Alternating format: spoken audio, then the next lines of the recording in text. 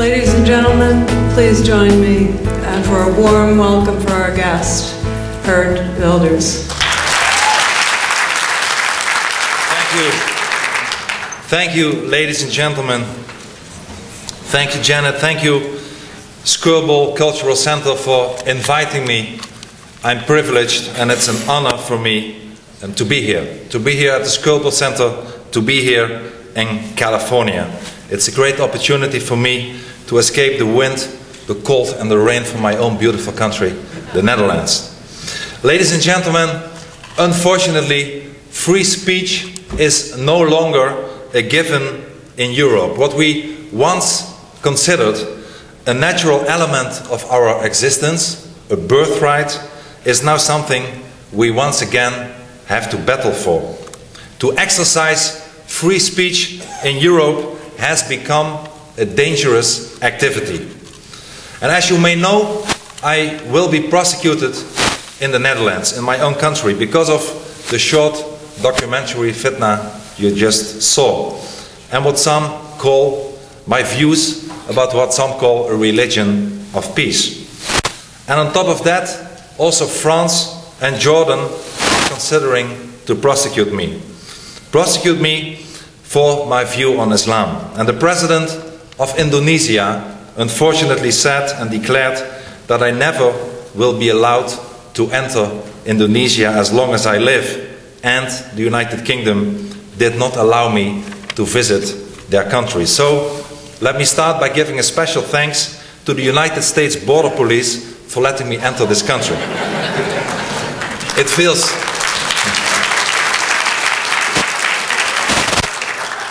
It feels good to be allowed entering a country once in a while.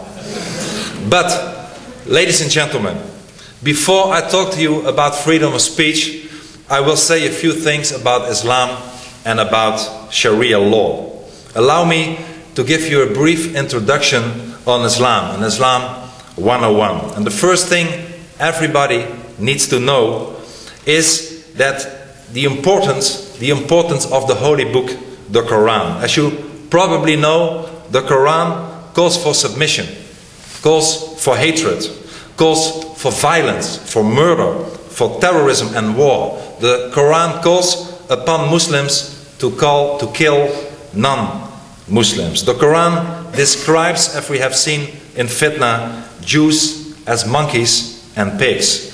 And the biggest problem is that the Quran is to be considered Allah's personal word, with orders that need to be fulfilled regardless place and regardless time. And that's the reason why the Quran is not open to any interpretation or discussion. It's valid for every Muslim and for all times. And therefore, there is no such thing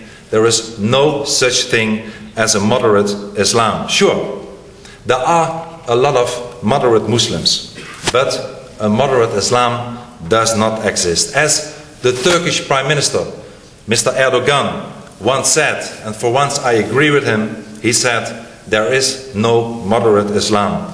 There is only one Islam, and that is the Islam of the Quran. Now, ladies and gentlemen, let me be clear. We have, and I have, no problems with Muslims. I have no problems with any individual. I have no problem with any group. The problem is with the Islamic ideology. And the second thing about this Islamic ideology that everybody needs to know is the importance of the so-called Prophet Muhammad. Well, because his behavior, the behavior of Muhammad, also is